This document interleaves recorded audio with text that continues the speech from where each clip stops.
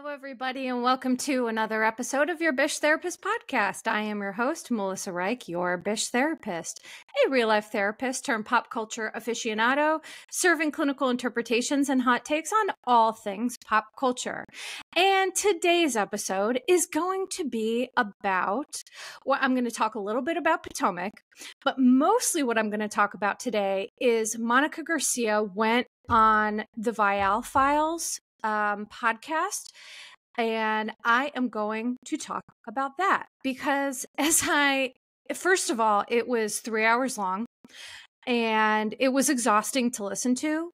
If I'm being honest, that's a long time to take in any content, if I'm being honest, especially the way that Monica speaks. And I try to increase the speed because Nick kind of speaks slow, which, listen, no shade to that because sometimes people say I speak slowly too. For me, the speed of which I talk is less important as what is actually coming out of my mouth. So for me, it's, brain fog, right? I can only speak as quick as I can formulate the thoughts. So I'm not going to apologize for that. I'm not saying Nick should either, but I turned up the speed because he speaks slowly, but then Monica doesn't. So she kind of sounded like a chipmunk. It was quite an experiment. So, but I'm back after my week respite. Thank you all so much for your birthday wishes and your cancerversary wishes. I appreciate you all. I missed you all. I'm so glad that I'm back. It was so sweet. People messaged me and they're like, we didn't see an episode this week. Like, so cute. So I'm back. I'm here. I missed you all. Thank you so much for the support. Before I get into it all, I will say it was a wild. So I turned 43 on April 4th, and then April 6th was my 25-year cancerversary from my first cancer, which was ovarian. And some interesting things is that, as we age, our birthdays are a gift. Aging is a gift not given to all. But I will say that, the quality of birthdays definitely shifts as we get older. Because, my husband and I, we had all these grand plans. It was amazing. And then we had a natural disaster here. We had very bad storms, and a tree impaled a transformer and nobody fixed it for 24 hours. And then our sump pump backups failed. And so, long story short, I spent my birthday in a cold, dark home, going to Lowe's to buy a generator so that our basement didn't flood. And then we're setting it up and our basement is flooding. Thankfully the damage from that was minimal. And yeah, it was a while. Listen, it was one for the books. My husband and I, we joke that I will never forget it. So I'm just grateful to be here, and I'm just, excuse me. One thing I will say too is that, so my husband has the plague, as do many people around me. So I'm trying to get this in the can as my voice is dying, because I can tell that I'm getting, whatever it is he has, which, when you live with someone and you're together 24/7, he works from home, I work from home. And so, this is life, y'all. So before I get into talking about Monica and Nick, the podcast, the one thing that I do want to say is I started on Instagram. I started kind of doing subscriptions and things like that. So if you are on Instagram, and I've started kind of like a group chat for, just people to have a kiki and have a good time. I've named it the Bishes. And so if you're on social media and you're interested in that, please check that out. And the reason that I say that is these notes that I'm about to share with you, I shared that with them first. So some of the perks of being a subscriber is you just get access to kind of my brain and this, more importantly, the stuff that comes out of it, the wild, wacky stuff. prior to, you know, a more cleaned up version that I will either post on social media or things like that. And one of the things I talked about was Potomac, because here's what I'll say about Potomac. If you're not on Instagram, maybe I can do some episodes where I just like read some of my Instagram posts, because I really do put a lot of thought into them. But the long and the short of it is with Potomac. So today, Robin Dixon came forward and said that she was fired. And it's like, well, yeah, you don't care about anything. Juan Dixon doesn't want to show up, which is probably part of the contract, right? So if she signs a contract, she's probably, I don't know how that works, but my point is that I wouldn't be surprised if she was fired because Juan just doesn't care about showing up for his wife. Time and time again, he's shown that. And so, again, if you're on Instagram, I gave a really broad read about some of the women. But what I'll say here is that it is time for a change, because watching the 3 parts of that reunion was torturous. Watching every single woman not want to take accountability, not want to take ownership, be stubborn, dig their heels in. Andy tried, here's what I would say to Sir Andy Cohen, is that he tried so hard to get these women together and they wanted no part of it. And so for me, what I'll say is that as a new therapist, we have to learn the hard lesson of we cannot work harder than our client, or clients or family or whatever it is. And so this to me was a case of Sir Andy Cohen working harder than the ladies, and none of them were interested in it. And I just thought, you know what? I feel that their collective stubbornness is the reason why we all are feeling stuck with Potomac. Okay. So stuck meaning like somebody has to give somewhere, with Candace and Giselle or Wendy and anybody, especially NECA. Like we all have to be able to give a little bit, and none of them are willing to give at all. So I'm glad, it's sad because Potomac used to be one of my favorite franchises, so now Robin's fired. Candace announced she was leaving. Also, Candace announced that she was pregnant, which is a sensitive, I don't know. I know it's sensitive for me always when I see that. It's just kind of like, oh, I'm happy for her, but it always just hits that grief in me, which I guess is just a forever thing. I have no idea. But if you're feeling that too, you're not alone. But the greatest thing to come out of this reunion was for Gordon to bravely share his story about being diagnosed with bipolar 1 disorder. And so I used the opportunity, because this is initially truly why Your Bish Therapist started, right? Is to talk about these concepts that are talked about on reality TV, and like no other pages are talking about, the bipolar disorder and things like that. So that's my niche. This is where I come in. So I'll just say briefly that in graduate school, one of the books that we had to read as we were learning about the different mental health disorders was called An Unquiet Mind by K. Redison James. K. James Redison. Of course, I'm butchering it now. I have it somewhere in my notes. I don't have time to look for it, but it's called An Unquiet Mind, and it is truly one of the best books to help you understand bipolar disorder. It is a very terrible disease that is so severe and has such challenges associated with it. And so I was so proud of Gordon, and I just send him and Mia so much love and support in this diagnosis, because first of all, to have a Black man talk about a mental health diagnosis, bravo, just bravo, because we don't have enough men, and especially men of color, talking about their mental health. And so Gordon, for me, is a trailblazer in this. I'm so proud of him. And he has no idea, I think, how much he's really helped people by being able to say, listen, this is my diagnosis. He cried as he said it, and so did I. I cried with him and Mia. And you know what? Here's the thing. I was never a huge Mia fan until the way she shows up for Gordon. She said, you know, she's with Inc. now. And I guess, you know, her and Gordon had this agreement, right? That Mia could be with somebody else and it was with consent. And so I'm not going to judge that, right? Because everyone's relationships are different. And so as long as all parties consented to this, fine. But Mia is with Inc. now, but she cried and she said, you know, I will always take care of Gordon. And so for me, huge, you know, props to Mia and respect that no matter the state of their marriage, she will be taking care of this man.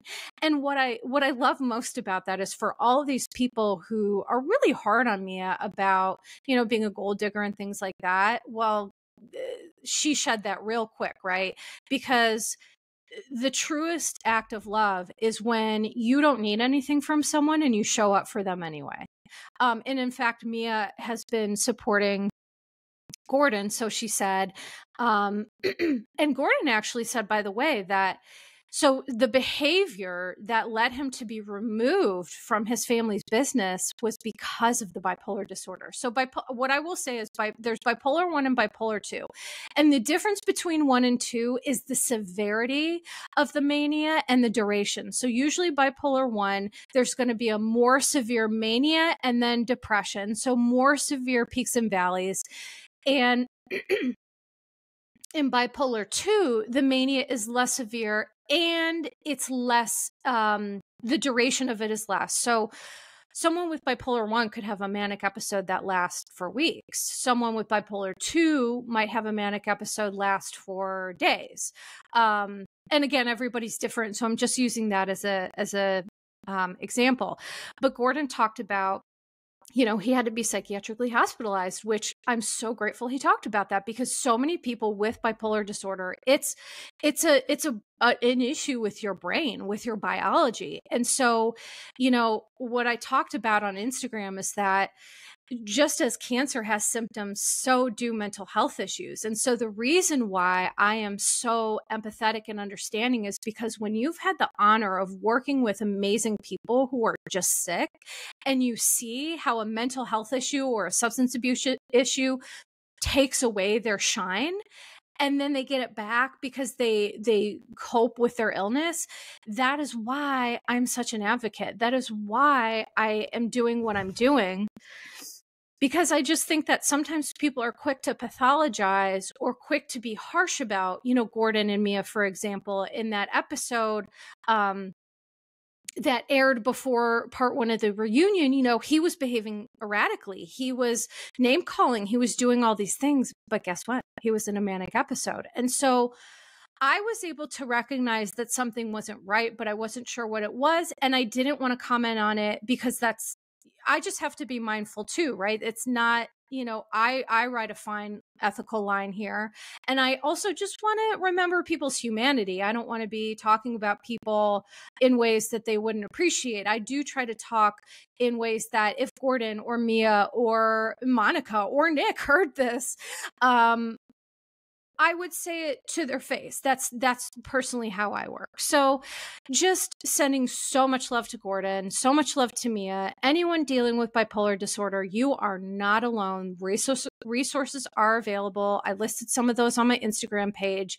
Again, for those looking to kind of understand a historical account of what it is to live with this disease, An Unquiet Mind is an amazing book to read. And I just, you know, I wish Gordon and Mia nothing but the best. And to be honest, I hope we get to see more of his story because it's just really valuable and important. So without further ado, let us move on to the Viall Files podcast. So here's the main reason that I'm going to be talking about this today is that I was listening to it. And again, there was so much information that on my Instagram page, Your Bish Therapist on Instagram, I posted the content and there was so much content, right? I do these slides and I write some words and I posted content about it, but there was so much that I wasn't able to share just because it was too much, right? A, it was too much content, but B, there was so much subtext and so much, so many like observations that I had that I really wasn't able to share that way. So I thought, let this be my first podcast back from my birthday and my week off. So unless you've been living under a rock, what you know by now is that, Nick and Monica had teased this huge announcement, that it was going to break news and blah, blah, blah. And listen, it did. But the announcement was that Monica is unexpectedly pregnant with her 5th child. She's 39. The father is her boyfriend, who's 29. His name is Braxton, which is such a 29-year-old name, right? We're having like, a generation of these kids, Braxton, Thaxton, Haxton, I don't know. And listen, I love the name Braxton. It's just, it's wild to see how different the names are in different generations. Like for me, I know so many people named Melissa. Melissa was like the name of the 80s. I mean, boring and basic, but I love my name.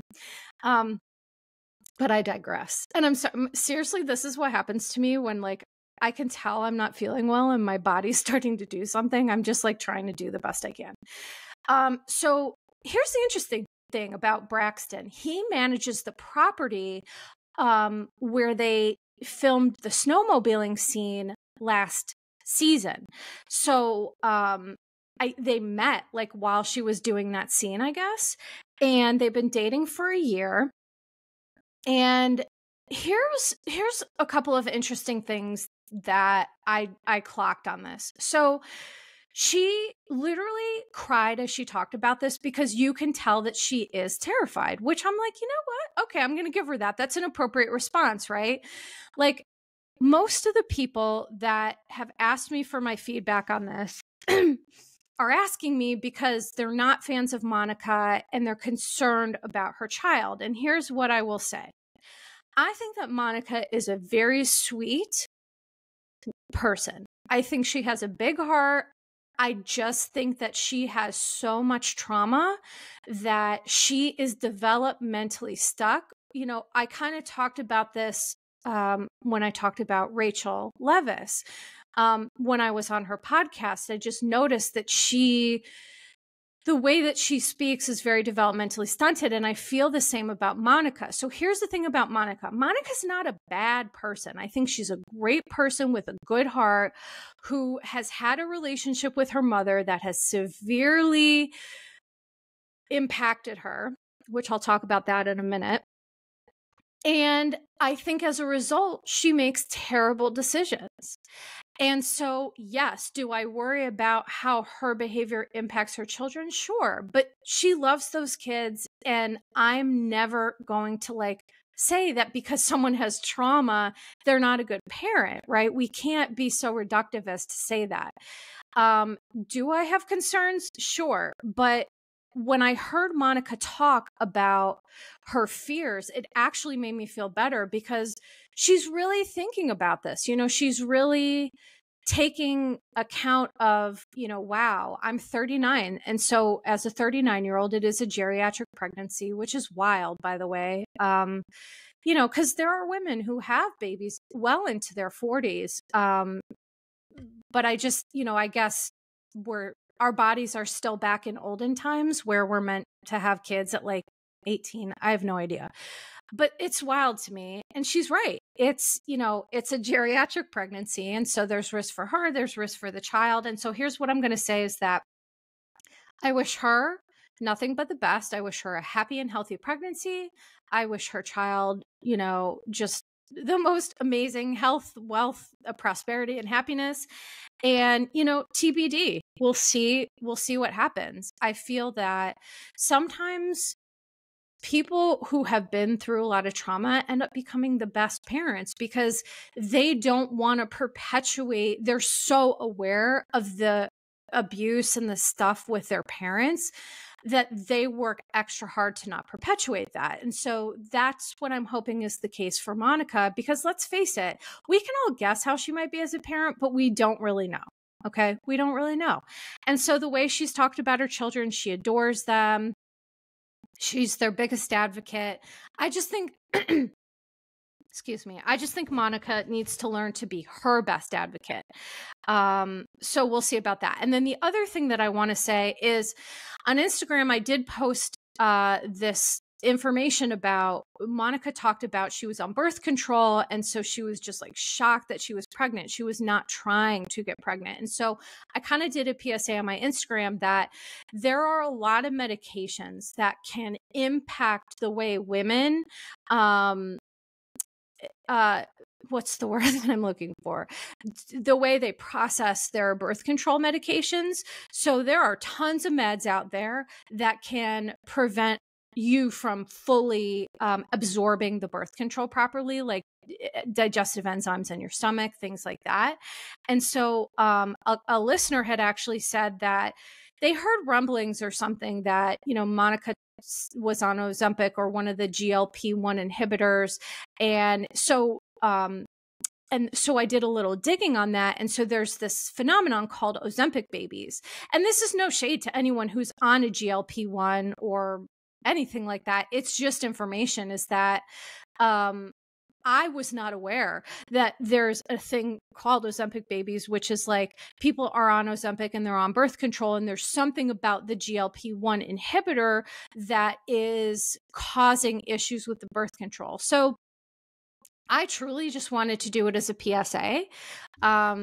This is no shade towards Monica or anyone taking any of those medications. For example, I'm on immunotherapy and there's a million medications I can't take, but one of them is, or like natural things I can't take, grapefruit. I cannot have any grapefruit because grapefruit juice or any sort of grapefruit, there's a reaction with the enzymes in terms of like how my body breaks down the immunotherapy, and like the grapefruit juice can interact with my medication and then cause like an accidental like overdose. And so just a little information from me to you, always check contraindications of medication while you're taking it. Because for me, I feel like this goes back to what I'm saying about Monica being her own best advocate, is like, when we're taking a medication that may impact our birth control, we need to be aware of that, you know, to prevent situations that create a lot of stress and drama for us. So just a side note there. Okay, so I'm going to move on because we're already 22 minutes in and I have so much more to say. So Nick called Monica out on her troll account because here's the wildest thing to me. You know, I know a lot of people in the Bravo world have issues with Nick because he isn't necessarily a Bravo podcast, but he has a lot of Bravo people on and gets a lot of scoops over other actual Bravo podcasts. And so, you know, just to give you guys a peek behind the curtain, there's a little bit of like, you know, some people just don't like that. And some people don't like him. And here's the thing that I will say. I think Nick is a good interviewer. I think he's interesting. I think he asks good questions. I think he's a good conversationalist. But he definitely has his stances on things. And what I don't appreciate is that when people kind of talk about topics that they're saying, like, I know I'm not an expert about this, but they're talking about it as if they're an expert, that kind of gives me pause. And so I do believe that Nick did that. And I'm going to go into that in a little bit. But my point is that Nick had talked a lot of shit about Monica, like a lot. And he did admit that to her. But I do just find that wild that like Monica's on this podcast, kind of making herself accountable. But, you know, there were some times where Nick might have been a little harsh or, you know, contradictory. So he talked endless shit about this woman, and now he's kind of like confronting her about her troll account because he believes that he would be really hurt by that, as I think literally anyone on the planet would be. And so Monica's response was just very like stubborn and childlike, speaking of the Potomac women stubbornness. And let me be clear, stubbornness is just like an immature response, right? Like maturity is having a point of view and then getting other information and being willing to at least see the other point of view. And I think that the women of Potomac and Monica are good examples of sometimes how emotional immaturity can get in the way of that. So Monica says, I've never been in their homes. I don't know them. I didn't care about them. The women were good at making it about them. And then Monica said, and I quote, bitch, I didn't care about you. This is about Jen. So Monica essentially doubled down on her actions and did not apologize about the troll account. She continued to justify her behaviors and said that she doesn't understand why the women were upset because they were fans of the page. So Monica essentially just went on to talk about how these women were essentially fans of the page and how specifically Heather, and this, by the way, these are Monica's words. These are not mine. I'm not alleging anything. This is what Monica said, is that Heather and Lisa Barlow are just as dirty as Monica in terms of like Monica alleges that they use other accounts to push stories, that Lisa Barlow pays for stories, that Heather has been significantly involved in the troll account Reality Von Tease, which, by the way, that is the troll account that we're talking about, which I'm sure many of you know, but if you don't, that's what we're talking about. So Monica made this troll account with 5 other people to try to hold Jen Shah accountable because she was literally ripping off elderly people. And she is exactly where she needs to be. And to be honest, I am still so irritated that there's still so much talk about Jen. So I'm going to be talking about her very sparingly because I've seen pictures from jail and it seems like, I don't know if Jen's learning her lesson or not, but what she did was low down and disgusting. And, you know, so what Monica's saying is, I started this troll page with 5 other people. We agreed to take this to the grave. And we were never going to say anything about who did it. But the whole point of it was to take Jen down, which, let me be really clear on something. When the federal government is involved, they don't need Monica driving by Jen's house to gather intel. They don't. So I'm just going to say that. Now, do I believe Monica felt that they did? Yes, I do believe that she felt that. So some of her interesting claims here was that Monica said she was fired because the cast got together and refused to film with her, which, by the way, I totally believe. And if I'm being honest, is a huge mistake. And so I'm going to be mindful about how I say this, but I do, first of all, a huge mistake on Bravo's part is because if Monica was back next season, I would have watched, and I won't be watching now because I believe Heather and Lisa are everything that Monica says. And I absolutely refuse to watch Mary. I absolutely refuse. Mary has been asked back to be a full-time cast member. I have an episode that I did on Mary. It is season 1. I don't know the exact episode. I'll try to find it in my notes, but it's called There's Something About Mary. I did a deep dive about Mary Cosby and all of the atrocious things that she's done and her family and things like that. And so I won't be watching Salt Lake City, but if Monica was back, I would have. And I think that Bravo made a huge mistake there. And to be honest, I've always felt like the Salt Lake City cast, and listen, this may sound harsh, but this is how I feel. I feel like they're fans. I feel like they're the only franchise. They're kind of new-ish. They're old enough to be fans of the show, but they just got in at a weird time, I feel. And in my opinion, there's not a lot interesting about many of the women. I love Whitney.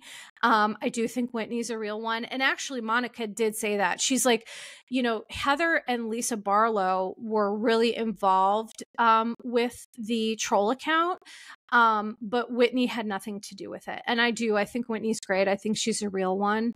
But I just am not going to, you know, we can only control where our time, attention, and money goes to. And my time and attention is going to be for other things. I'm sorry.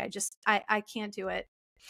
But here's the thing with Heather. So there's another person involved. Her name is Tanisha. Okay, so Tanisha was one of the people who founded the troll page with Monica. They were best friends for a really long time.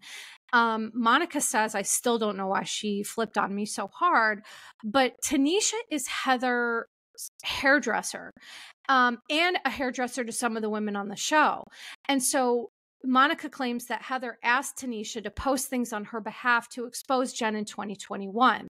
And Monica claims that Tanisha has dirt on Heather, and Heather owes Monica a thank you note for not sharing the dirt. I mean, here's the thing I'm going to say about that.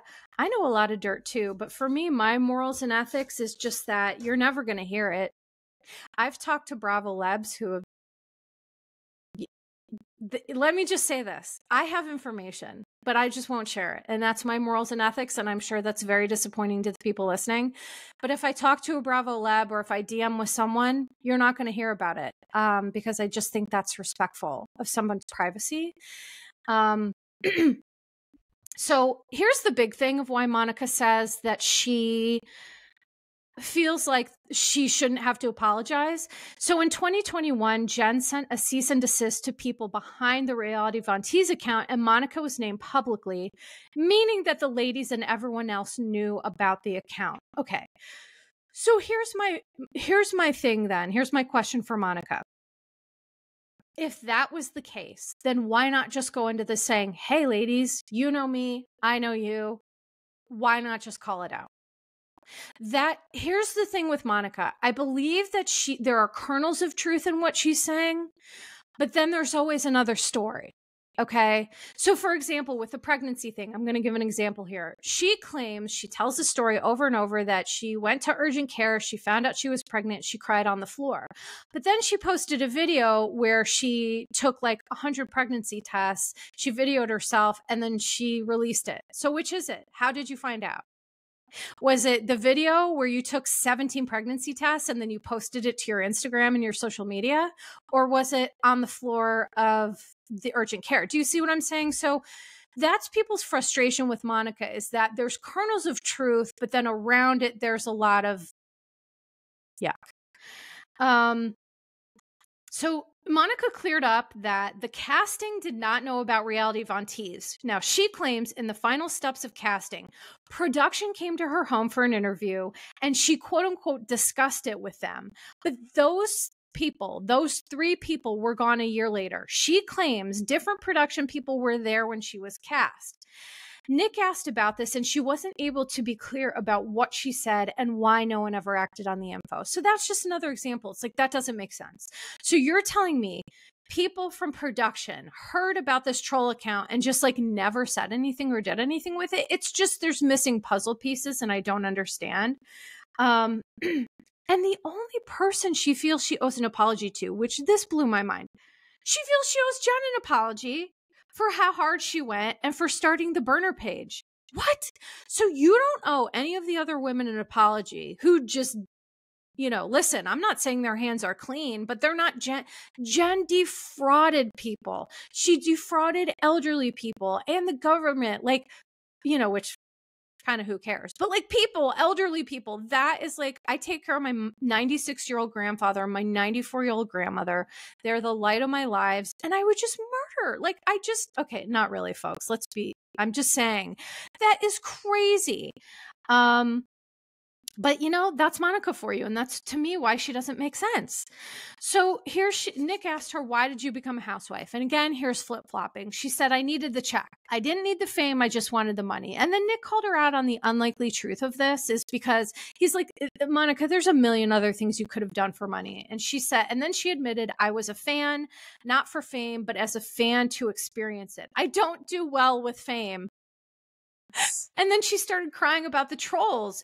And then she said getting casted was a dream. Okay, so I literally had to pause it and then re-listen and write down these quotes, because the problem with Monica is she's very contrarian.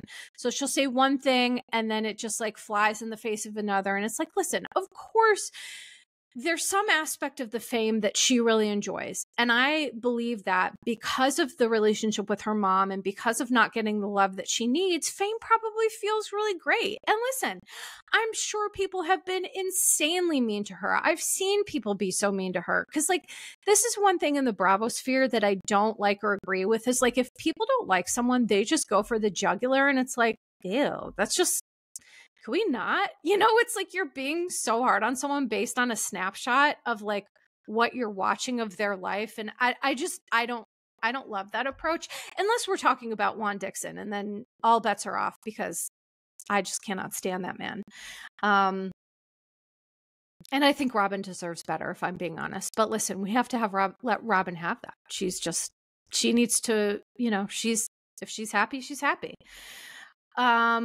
And then Monica goes on to say, so I'm going to issue a trigger warning right now because this was something really important that I didn't want to post on my Instagram, but Monica said that the reason why she and her ex got divorced twice was because of domestic violence in front of her children. And the show legally wouldn't let her discuss it, which, to be honest, I can understand that. But at the same time, I do feel like it's such a missed opportunity because with all of the stuff that Monica was bringing, I think that could have really helped some people, especially women. I mean, most victims of domestic violence are women. I think it's like 91%, and 99% of perpetrators are male. However, there are men who experience domestic violence. There are you know, people who have they them pronoun. This is not exclusive. I'm just sharing statistics. Okay. But my point is that I wish that we could have seen that journey for Monica or heard her talk about it. Cause I just think there's so much good stuff in sharing her experience, strength, and hope. But she says that is the reason why she divorced her ex for the second time. Okay, now on her relationship with her mom. This episode I did write down. So season 1, episode 13. If you have not listened to my episode on this, please listen. It's called Listen, Linda. And I talk about Monica's relationship with her mother in depth, which features a discussion about narcissistic abuse. And here's what Monica said about her mom. She said, my mom and I are done. We will never speak again. Which, here's the thing too. I feel like people, when they're immature, they speak in a lot of resolutes. They speak in black and white. I notice Candace does this as well. And so do I think Monica and her mom will never speak again? No. Do I think they're having a moment right now? Yes, I do. So Monica said, Linda came in to her home. So this is Monica's account. Linda burst into her home while Monica was in the bathtub. And what's with this cast in bathtubs? I've never seen such bathtub stands in my life. And Linda was recording Monica while she was in the bathtub. Monica told her to get out. She wouldn't. And then Monica had to call 911 to get her removed. And she said that her mom's last words to her were, you no longer have a mother and I no longer have a daughter. Now, do I believe Linda said that? Absolutely, I do. Absolutely, I do. Linda is wild. She definitely has some stuff going on. And if you want to hear me talk about it in detail, Listen, Linda. I have too much to talk about today to go into that. But what I worry about is that Monica being pregnant, I worry about, you know, sometimes people, you know what, let me just get into this now because I'm trying to allude to it, but this is really what I'm talking about here. Okay. So Nick Viall has this, it's called texting office hours. And apparently I'm not a avid listener to the Viall Files, so I didn't know this, but it's texting office hours. This is a segment that they have where, and this is a quote. He said, we offer as friends, offer as friends, not through expertise, but through our mistakes. through what we've learned through trial and error, this is the lens in which we offer advice to our callers. So essentially, Nick has people who call in and they can see, I think it's a Zoom because Monica made comments about seeing the person's face. Here's the problem with this segment is that there was a caller who called in with very serious family dysfunction, especially with her mother and father. Okay. And as a therapist, I did not expect this to be the most interesting part of the interview for me. But I got to hear this woman talk about her very toxic family and cutting off contact with them, and Nick making some very problematic, very uninformed comments that really had me activated. As Lindsay likes to say, it had me activated because the problem with what Nick's doing here is he's offering advice as just like a friend, but then he's giving it in ways that I'm finding he's not qualified to give it, right? He's saying here, like, I'm not qualified to give it, but I'm still going to give it anyway. And so I'm going to share with you a snippet of what this was all about. Because this was wild. And okay, so the synopsis is this woman, I'm not going to say her name. She's 33. She cut her parents off a year ago. She's married for 15 years. She has a 4-year-old and a 2-year-old. Okay, so here's a synopsis and here's some of the facts of what this woman called in with. And then I'm going to share kind of what Nick and Monica said that had me really concerned. Okay, so a synopsis here is the caller called in to ask for advice about being estranged from her parents. Nick and Monica talked to her and discussed parenting challenges as this woman was processing her childhood trauma, essentially. I think this segment was almost maybe it was 45 minutes. So that's why this episode was so long, right? Because the first 30 minutes, he talked to Tyler Cameron. And then the last 2.5 hours were Monica, but then almost 45 minutes of it was this caller as well. So what the caller has stated is that her mother, father, I'm sorry. So in her family, she has no contact with her paternal grandmother because of verbal abuse. Everyone in the family is estranged from her biological brother for the last 6 years. And there's a sister that she doesn't talk to and is estranged from because the sister validates the parents' toxicity. Okay. So let me be really clear as a therapist, that first snippet of information, Monica and Nick are not qualified to be giving advice on this. This is a family, I can tell you, just hearing that little snippet, this is for a therapist. And specifically, if I had a call-in show, which because people do always want me to take call-ins and answer questions, but the reason why I don't is because legalities and stuff are really tricky when you're giving people advice.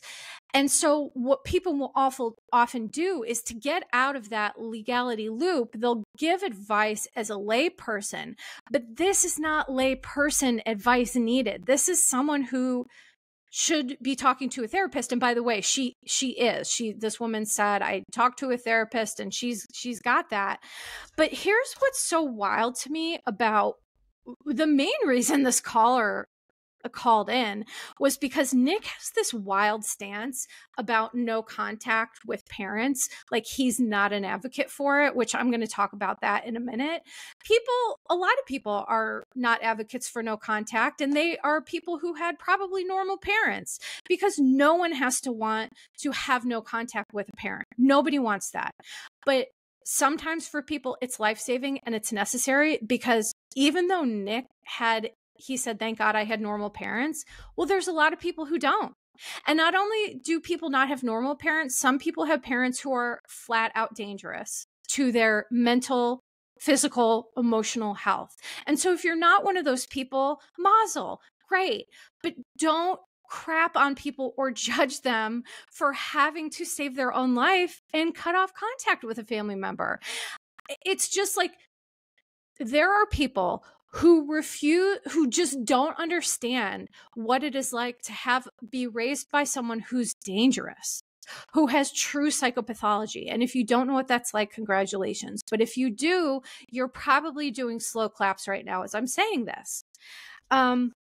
So some of the caller, here's some of the complaints that she included about her family. So her family has consistently violated her boundaries. An example of this is her mom didn't agree with the fact that she was having a small wedding and sent save the dates behind her back. Are you joking? This one incident is enough to be like, that's bonkers. That's a no for me, dog. Okay. Then her father specifically sounds like he has some real anger management issues. And she said he mocks her as a parent to her child because, toxic masculinity, there's a lot of generational trauma with men of older generations that, right, we have to remember there were men who went to war, came back, who were told, suck it up, don't talk about what you're dealing with, live your hell internally and take it out on the people that you're who you love and who love you. Like, that is literally the intergenerational trauma that leads to this type of behavior. And if it wasn't him, it was his father or his grandfather or whoever before him that started this toxic pattern of don't feel things, don't grow, and just be miserable and just take it out on people, right? Like, that's a lot of that's in a lot of families. There was another situation where her mom gifted her shampoo, then stole it, but lied about stealing it and gaslit her and then blamed it on her 2-year-old child. Yikes. I mean, to me, I'm not going to lie, out of all of the the things that have happened, that for me is the most clinically interesting. And you might think that's odd, but here's why. When someone is lying about something so small and nonsensical and then doubling down and then willing to gaslight their own grandchild, I mean, that's like a level of pathology that's really runs very deep. And then the last thing the caller said is that there was some sort of event and it was very confusing. But the point is that the dad and mom were coming to her house. The husband had to leave because the parents were running late. The caller called her parents to say, hey, you guys are running late. Should we just go without you? The dad told her to shut up and hung up on her. No, ma'am. No, ma'am. No one should talk to you like that, let alone your parent. And hanging up on you, pass. Then they picked her up. Okay. He starts driving erratically because he's angry. Also huge red flag. Okay. Like that, putting other people's safety in jeopardy because you're pissed off. Huge red flag. Okay.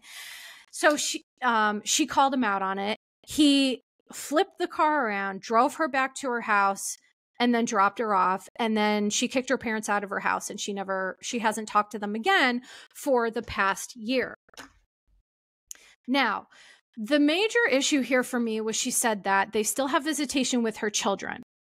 And the caller essentially said that she was waiting for them to impact her. Okay, so essentially, and I understand what she's saying. She is scared to cut off contact because everyone is judging her, which Nick did judge her, and I'm going to talk about that. And it never feels good to have to cut off a parent. And if you're a healthy person, cutting off a parent, you feel like an asshole. You feel like the person who's like, wait a second, am I being too harsh here? Am I missing something? Like, it's easy to gaslight yourself. Okay. So my point is that she's waiting for her parents to do something to harm the child because she's so afraid of what society is saying about what she's doing. And that was the only real problem I had with it, because if you can't trust your parents to be safe with you, in my opinion, you cannot trust them to be safe with your children.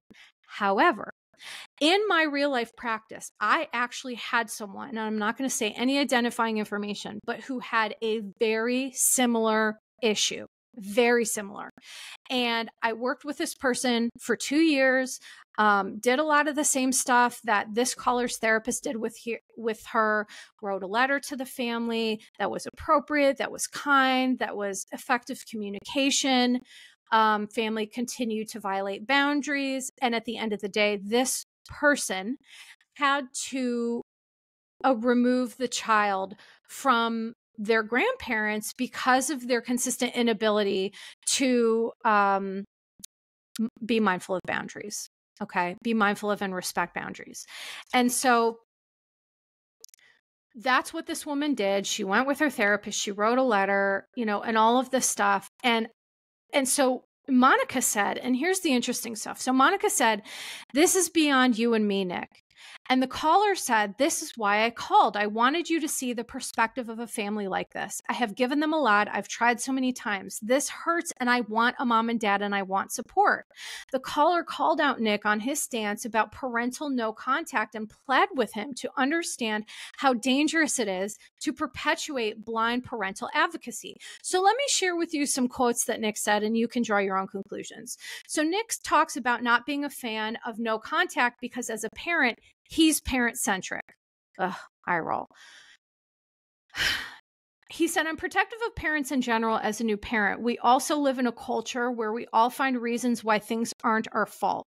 We are all talking about childhood trauma, and I'm very lucky I have great parents. I know parents aren't perfect and make mistakes." Okay, so here's why this irritates me. Nick came from a healthy family dynamic. He does not understand the need for survival to have to cut off a parent. And so I think it's very easy. And also some of what Nick says to me does sound like boomer talk, if I'm being honest. It sounds like this very old school, archaic view of parents know best. They need to be tough and harsh to teach us lessons. And I think this culture is just whiny crybabies about trauma. That's what I hear. And so perhaps that's not what he intended, but that's what I hear. And I'm just going to say that is a bag of bullshit. Trauma is trauma. And yes, not everything is trauma. Yeah. And sometimes even when we've experienced trauma, yeah, we have to be accountable for our thoughts, feelings, and behaviors. Yes, to all of those things. But I don't like the overgeneralization of, well, everyone says it's trauma. And it just sounds very archaic.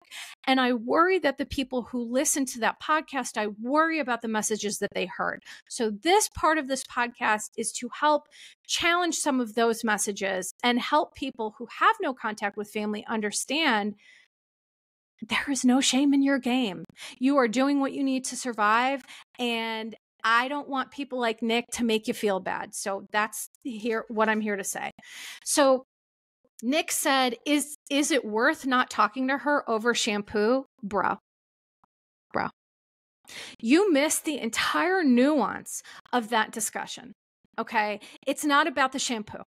It's about the lying. It's about the gaslighting over something so silly. So you should be saying that towards the mother. Okay. That's a wild thing to say to the caller. Now, Nick also said to the caller, "Why didn't you try to mend fences?" Which is such a problematic response, because here's the thing. Nick kept saying parents aren't perfect, blah, blah, blah. There's a difference between parents aren't perfect and some parents are dangerous. Okay. Sometimes we cannot leave with love and mend fences. That's Nick's whole thing. He always wants to lead with love and he always wants to mend fences. And to that, I would say, I am so grateful that you have never had to encounter people who you can't do that with, because those of us who have, and those of us who have a parent who is a dangerous person, be thankful that you don't know what that's like, because sometimes love and mending fences isn't the answer. Okay. And yes, parents aren't perfect, but some parents are dangerous. And I'm just going to say that. Okay. Nick said, cutting off parents isn't an ideal move. Okay. So no, duh, right? No. And this caller saying it's not ideal for her either. But so he said something that truly pissed me off to the point of, okay, I'm just going to read it and then we'll go from there. He mocked the caller, truly mocked her for breadcrumbing her parents and said, if they died tomorrow, blah, blah, blah, blah, blah. Okay. This was so unfair. And he said, there's always a happy medium. And I want to scream, no, there's not. You are speaking from a place of privilege, of healthy family privilege, sir. There is not always a happy medium. Sometimes there is. I have worked with people who have had parents who are, problematic, and they are able to maintain some contact and understand who their parent is, and it's not harmful for them or their child. Sometimes people can do that, but not everybody is safe enough to do that. And I just feel like mocking someone for breadcrumbing, which is not at all what she's doing. Like, Nick is saying that it's ridiculous that you're letting your parents still see the child if you don't think they're good people. And so part of that I agree with, but also the part of it he's missing, because he's a friend and he's not a professional, is that the hurt in this woman's voice as she's talking about this, right? Sometimes we make decisions from places of hurt and trauma.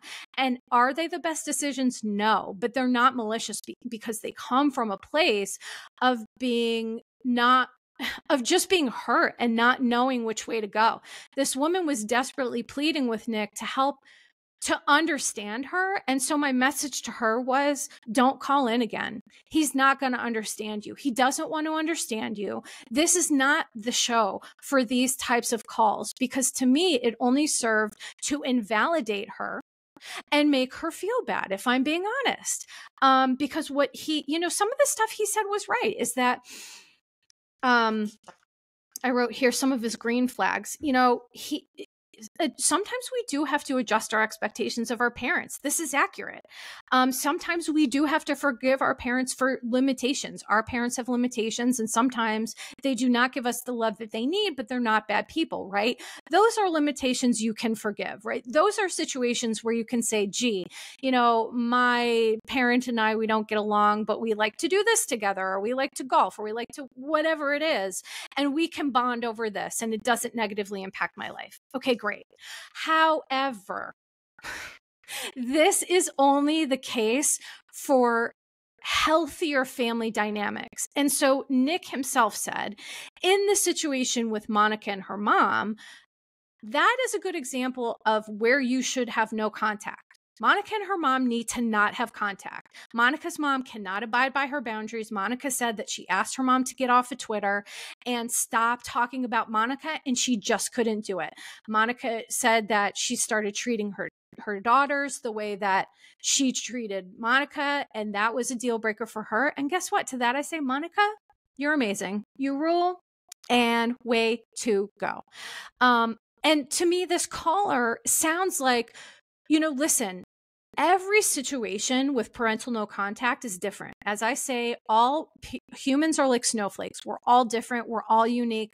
All situations are unique. And even as a therapist, right, hearing about this woman's situation, I kind of treated it like a case study too, by the way. So for the therapists and professionals listening, if you want me to post it, I will, as like a case study, because it was just, oh God, sometimes I miss grad school. I'm such a dork. But sometimes when you're looking at a case study, we're missing some of the nuance. We're missing some of the behind the scenes. So even I can only give my best interpretations based on what I'm hearing. And Nick certainly is in no place to do that. So a couple of other things that I'll say before we end here. So the caller talked about doing gentle parenting, and Nick bristled, like audibly bristled. And here, Monica's response was, don't ask me because I'm Latina. It's immediate yelling. And so the thing is, Monica was actually very kind and sweet with the caller. She was empathetic. She was supportive. She was kind. And she really did truly validate her. She gave her good advice. And honestly, I think she helped way more than Nick, if I'm being honest. But the problem is, as Monica's about to bring a child into the world, and, there's this view about gentle parenting that it's like new age bullshit, and it isn't. Gentle parenting, and let me be clear, it's not, there's extremes like you see on TV where, a parent will let their child kick someone in the shin and then just be like, oh, I understand that's what you feel you needed to do. No, that's not gentle parenting. Gentle parenting is just understanding your children are people. and treating them accordingly, treating them like their thoughts and feelings matter, and not just punishing them blindly and harshly, having conversations with them about why you did what you did. And I promise you, this new generation of people is going to be better off for it because of the changes they're making in gentle parenting. And I don't like Nick's kind of bristle, his boomer bristle about, well, kids need to be accountable. No shit. Kids do need to be accountable. They need consequences. They need boundaries. They need to learn. But the way to have that happen is not to have a 3-year-old sit in the corner staring at a wall for an hour. That's not it. Because then the child doesn't understand what's wrong. They just understand that they're being punished or that their caretaker is mad at them. Okay. So this woman, if you're listening to this, contact me because I think you're amazing. I think what you're doing is amazing. And I think you just keep doing what you're doing. I mean, I'm not giving advice because I don't even know her. I'm just here to validate and say that I think she's amazing. And I think that Monica, to go back to the gentle parenting, she joked about immediate yelling. And here's the one thing I'll say about this. When we are raised with certain problematic communication styles, we do perpetuate those. But being Latina or being anything is not an excuse for that communication style, because I think Monica needs to keep in mind little Monica, how little Monica felt when she was constantly yelled at for making a mistake or when she was constantly yelled at for little things. So my hope is that through this process, Monica grows, she evolves, she learns to, have a style of communication that is a little bit healthier, a little bit more helpful. And that's kind of, that's it. So here's the last thing I'm going to say. My overall interpretation of Monica is that she had very high energy. She was argumentative. She was whiny, and she was kind of overall immature in her communication. There was one, I didn't get to talk about everything, but she was talking about her and her friend Tanisha. There was like a car chase. It was like so immature and so wild. And Monica was talking about this car chase and she said, skirt, skirt. And I thought to myself, you're 39, skirt, skirt. And she said it, how so the thing is, I have a 17-year-old niece, right? She's even mature enough where she would never say that. Kids today, they say it in a way, and I'm not even going to imitate it because I'm 43 and I'm going to sound wild saying it, but it's slang for it's just slang. And Monica, when she said that, I just thought to myself, it feels like similar to Rachel. She does not feel 39. I would say she doesn't even feel 29. I think that Monica is definitely stunted emotionally, but I think that she deserves better. I think that she is a kind-hearted person, and I think that hopefully as she changes and grows and evolves, I would like to see that from her, because Monica's not inherently a bad person. But I don't want to see her take this villain hat and run with it, because sometimes people who have a history of trauma and not getting the love they need, they don't care if the attention they get is positive or negative, as long as they're getting the attention. And I said this on social media and someone questioned me and they're like, does it matter? And I'm like, of course it matters. Negative attention is not what we want. We don't want negative attention for being loud or getting in fights or telling people how it is. That's not a good thing. So anywho, this is going to be the end of it for me. I hope you all enjoyed this episode. Please, if you're enjoying this podcast, please go anywhere you listen to the podcast and give a 5-star review. I greatly appreciate it. Please follow me on Instagram, Your Bish Therapist. If you would like to join our Bish chat and come and kiki and, get a little access to some things before I post them, then please do. I also have a supporters club on Spreaker. I'm going to be releasing an episode this week just for subscribers. So if you're a subscriber, tune in, because I know I keep saying I'm going to do it, but it's been a wild couple of weeks for me. So this week I am going to do a subscriber only episode. Both are $5 a month, by the way. And also there's no expectation. You don't have to do any of that to support me. I just appreciate, the love, the support, the clicks, the downloads, anything, kind words. I just appreciate all of it. So there's more than one way to support me, and it doesn't have to be financially. And I'm trying to think if there's anything else. Okay, so I guess that's going to be it for me today. And thank you all very much. I adore you all. Thank you for your support. And please remember to take care of yourselves and each other. Disclaimer: posts are not intended to diagnose, treat, or provide medical advice. Your Bish Therapist is for entertainment and informational purposes only. The podcast, my opinions, and posts are my own and are not associated with past or present employers, any organizations, Bravo TV, Greyheart Productions, or any other television network. The information in YBT podcast and on its social media is provided for general informational purposes only and is not intended to diagnose or treat. Please do not act or refrain from acting based on anything you read, see, or hear on YBT podcast or associated social media. Communicating with YBT via email and or social media does not form a therapeutic alliance. Melissa, operator of YBT, is unable to provide any therapeutic advice, treatment, or feedback.